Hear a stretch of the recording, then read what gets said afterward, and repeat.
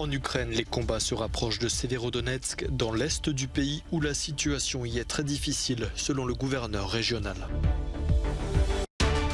Depuis Davos, le ministre ukrainien des Affaires étrangères critique sévèrement l'Alliance Atlantique, mais souligne les décisions révolutionnaires de l'UE. Le rapport sur les fêtes organisées au Downing Street en plein confinement au Royaume-Uni met un peu plus le Premier ministre britannique et son parti dans l'embarras.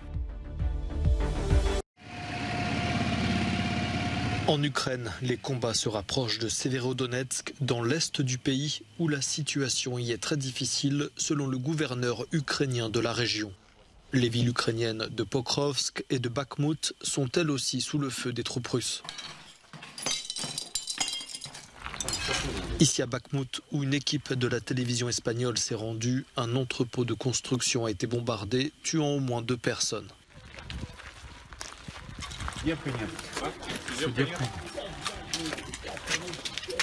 Le ministère ukrainien de la Défense accuse la Russie d'appliquer la politique de la terre brûlée et affirme que Moscou subit de lourdes pertes dans cette offensive.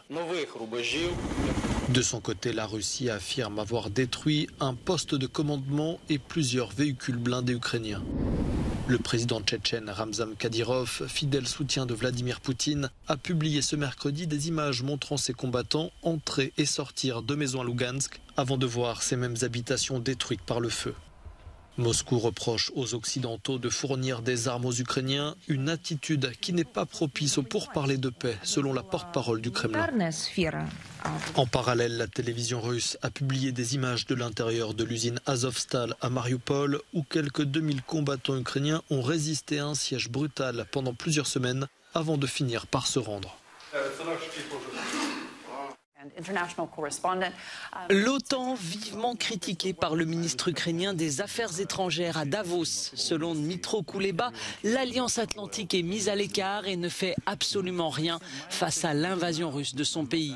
Il a toutefois salué les décisions révolutionnaires inattendues de l'Union européenne qui ont changé la perception de l'Ukraine vis-à-vis des 2 organisations.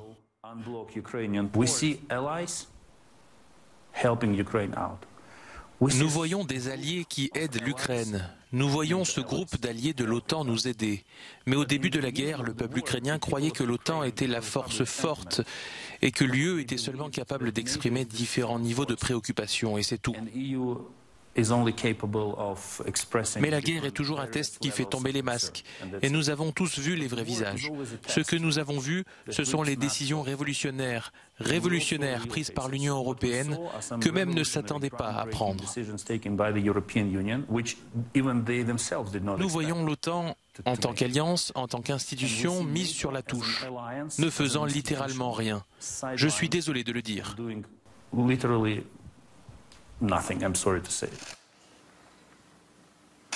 Pendant ce temps, l'OTAN est confrontée à des problèmes internes pour l'adhésion de la Suède et de la Finlande. Malgré les premières discussions à Ankara avec les délégations des 2 pays, la Turquie refuse toujours de débloquer la procédure tant que ses préoccupations sur les relations scandinaves avec le PKK ne sont pas prises en compte.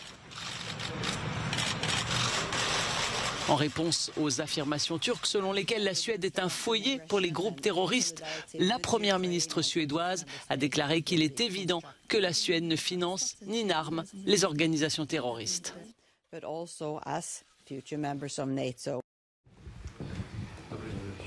Pour la première fois depuis le début de la guerre, le président russe est allé à la rencontre de ses soldats blessés en Ukraine.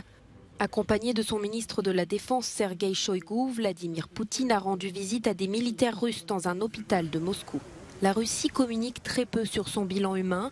Le 25 mars, après un mois de conflit, l'armée avait admis la perte de plus de 1300 militaires et environ 3800 blessés. Le ministère de la Défense britannique, qui publie régulièrement un rapport sur l'état du terrain en Ukraine, a indiqué quant à lui qu'au 23 mai, 15 000 soldats russes avaient péri. Ce chiffre équivaut au bilan humain total de 9 ans de guerre en Afghanistan, côté soviétique. La situation dans l'est de l'Ukraine et surtout autour de la ville de Severodonetsk est encore très difficile et les combats continuent. Ce mercredi, le Parlement russe a aboli la limite d'âge pour l'engagement militaire. Alors qu'auparavant, les citoyens russes pouvaient s'enrôler de 18 à 40 ans. L'âge limite est à présent repoussé à 61 ans passés. Côté diplomatique, pas de signe d'apaisement non plus. Les autorités ukrainiennes accusent Moscou de faire preuve de chantage en proposant l'arrêt du blocage des exportations de céréales ukrainiennes contre la levée des sanctions occidentales. La fin de ces exportations a fait grimper les prix, exacerbant la crise alimentaire dans les pays du monde les plus pauvres. Avant la guerre, l'Ukraine était le 4e exportateur mondial de maïs et de blé.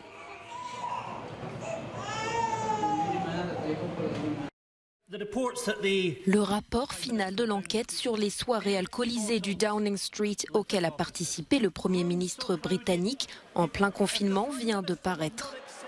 Beaucoup pensaient que le scandale du Partygate obligerait Boris Johnson à quitter son poste, mais il s'y accroche contre vents et marées.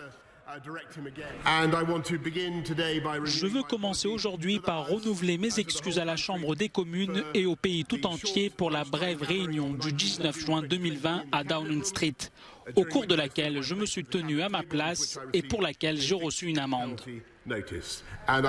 Et je veux aussi dire, Monsieur le Président, avant tout que j'assume l'entière responsabilité de tout ce qui s'est passé sous ma surveillance. À travers une quarantaine de pages, le document revient en détail sur les nombreuses fêtes organisées à la résidence du chef du gouvernement entre le 20 mai 2020 et le 16 avril 2021. Le rapport contient notamment des photos de Boris Johnson en train de lever son verre au milieu d'un groupe en novembre 2020, moment où le Royaume-Uni enregistrait une nouvelle vague avec en moyenne entre 300 et 400 morts du Covid par jour. En tout, 126 amendes ont été délivrées par la police, dont certaines à Boris Johnson, son épouse et un protagoniste du parti conservateur, Rishi Sunak, longtemps pressenti pour succéder au Premier ministre.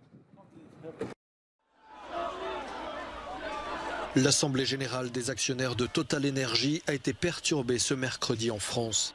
Plusieurs centaines de manifestants écologistes ont empêché certains actionnaires de pouvoir accéder à la salle où se tenait la réunion pour protester contre la présence du géant pétrolier et gazier en Russie et pour dénoncer le décalage entre la stratégie du groupe qui prévoit une expansion de sa production d'hydrocarbures et gazières et les rapports du GIEC, le groupe d'experts intergouvernemental sur l'évolution du climat.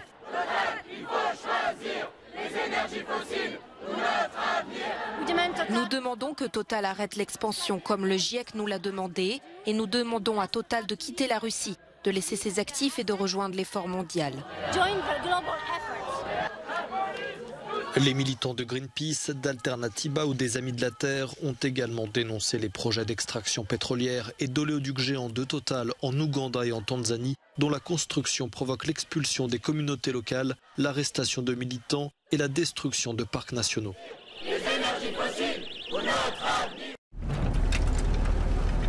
C'est l'histoire d'une femme prise au piège d'une guerre en Ukraine qui s'éternise. Lilia, une ancienne prisonnière de guerre, souffre de stress post-traumatique. Après avoir été violée en captivité, elle est tombée enceinte. La jeune femme est surnommée Butterfly pour avoir piloté des drones militaires avant son arrestation. Nous sommes allés sur la ligne de front et c'est une expérience qui a changé ma vie, raconte l'actrice principale. Parce que lorsque vous expérimentez ce genre de peur pour votre vie, tout change. C'est vraiment différent de ressentir ce genre de peur. C'est en réalisant un documentaire sur le conflit dans le Donbass entre pro-russes et soldats de l'armée ukrainienne, qui dure déjà depuis 2014, que Maxime Nakonechny a eu l'idée de ce film. Il est aujourd'hui en lice pour le prix de la Caméra d'Or de Cannes. Il se trouve que l'une des protagonistes du documentaire Invisible Battalion est réellement en captivité. Elle s'appelle Julia Payevska, nom de code Taïra. Elle était volontaire paramédicale. Étant donné qu'elle était volontaire, elle ne devrait pas être traitée comme une prisonnière de guerre. Nous appelons à sa libération immédiate. À l'aide d'un montage rapide, le film mêle cinéma vérité et réseaux sociaux. On voulait que l'histoire soit réaliste, mais en même temps, en ce moment, notre réalité, c'est un mélange de différentes choses qui proviennent à la fois des réseaux sociaux, mais aussi des médias.